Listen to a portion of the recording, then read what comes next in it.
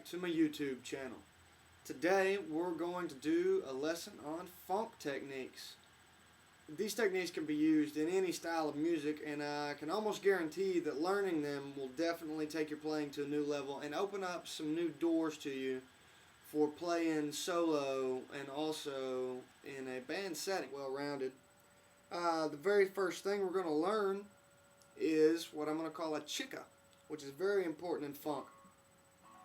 You're going to lightly, I just grip, not really any pressure whatsoever, just kind of gently lay your fingers across the strings over here, muting them all. And we're just going to basically scratch out a rhythm on the strings. And it sounds kind of like chica, chica. That's why it's called that. And basically all you're doing, the purpose of this exercise is to come up with new rhythms. This is kind of a way to not worry about your left hand at all and to focus more on your right hand technique, which is very, very important. So here we go. We're just gonna hammer out a chica chica funk pattern and follow along. I'll give you after I get done, and focus on making your own patterns too. Here we go.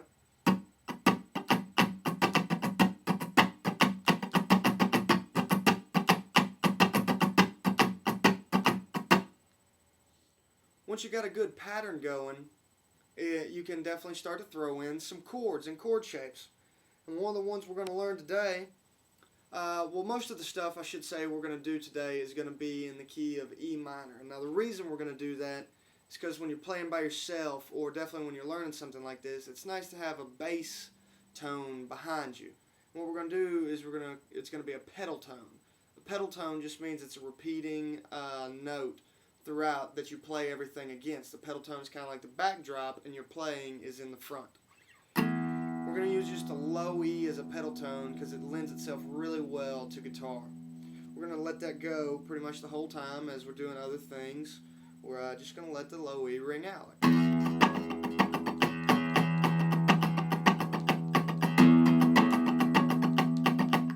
Okay?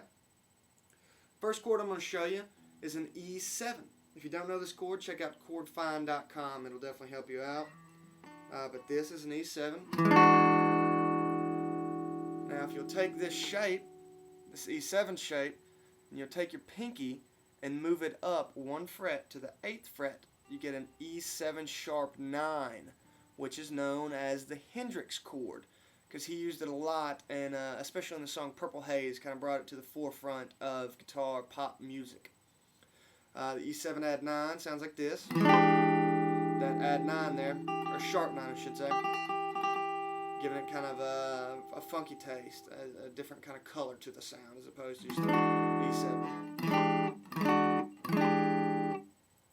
Now for this first groove, we're going to do, you should make these things up on your own. Again, I'm going to give you the tools, and I want you to go out and sit with your guitar and spend some time and work some things out and get some funk stuff going.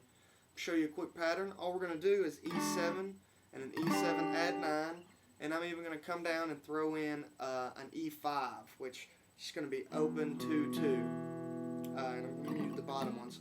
But really what we're focusing on, the technique we're going to work on in this exercise, is keeping your right hand going the whole time. Keep a strum going, and to play, we're going to make let's make our E7 chord to start.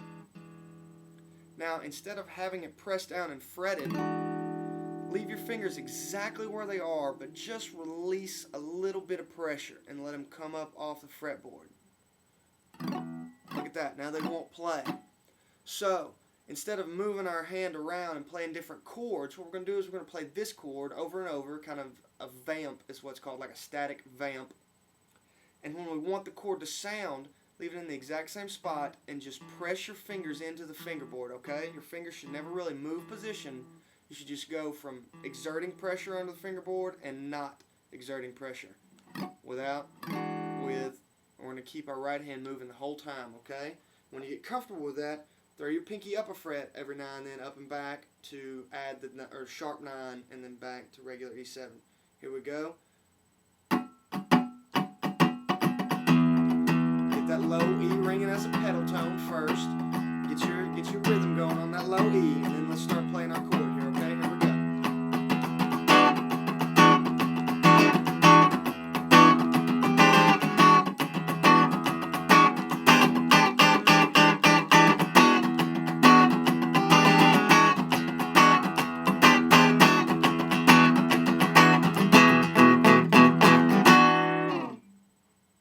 go. Just like that, that's kind of a funky E7 and E7 add 9. Throw that E5 in there if you want. Just remember that low E is going to help you get going. Now we're going to move into a little more advanced techniques. This is going to be some of our lead stuff we're going to do. When you're soloing over E7 add 9, you want to treat it like it's a minor chord. So the solo is going to be in E minor, basically. And we're kind of going. Now when we're doing this, the things we want to focus on are we want to know where the E's are, because we're gonna let that low E ring out some, and then sometimes I'm gonna cut it out completely, basically by bringing my thumb over the top of the fretboard.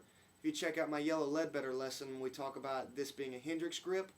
Instead of actually fretting though, we're just gonna let it loosely with the skin here loosely rest against that low E and mute it. Because remember, the chicka is very important in a funk technique. So we know our E is the open E low. We know there's an E at the 12th fret on the high E string. There's an E at the 14th fret of the D string. Now the notes we're going to focus on, we're going to bar across the 12th fret with our first finger, especially on the D, G, and B strings. We're going to be hammering on and pulling off to and from the E on the D string. So hammer on 14, pull off 12. And definitely do it on the G string as well. Hammer on 14, pull off 12. Make sure to get down and get that high E. We're going to fret the high E too with our first finger. And we're going to throw in a couple of pinky on 15 of B and E. Okay. And we're even going to get a bend here. We're going to hold the 12th fret of the B string with our first finger. With our ring finger, we're going to go to the 14th fret of the G string. And we're going to bend up the 14 while we hold the B string in place. Now to get a little more power in your bend, take your middle finger and put it roughly at the 13th fret. It really doesn't matter because it's not fretting anything. But now you have 2 fingers on that G string to bend it up. And we're just going to bend up and then hit the B string.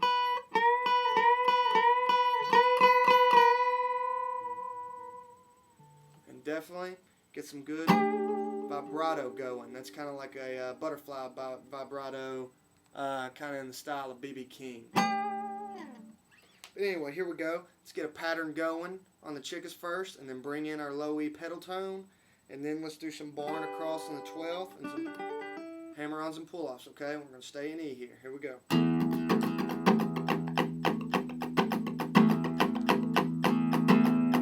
Okay, got our pattern. Here we go.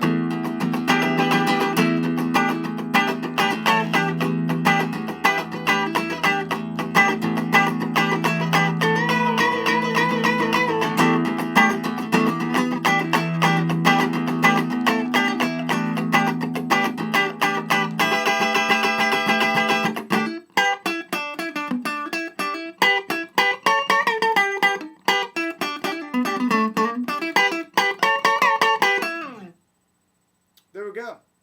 That was some good funky stuff. Make sure you use these techniques. Really get your chickas going. Get that right hand. Keep it going pretty steadily the whole time. And focus on, instead of moving your left hand around and playing new chords, finding one chord, a static vamp over. Now, next lesson, I'm going to show you how to put some of these into songs. One in particular we're going to look at is Superstition, or Superstitious, by Stevie Wonder and covered by Stevie Ray Vaughan over here. But as always, thank you so much for stopping by. I really hope you enjoyed this lesson, and I hope these techniques help you. Get out there and make it funky.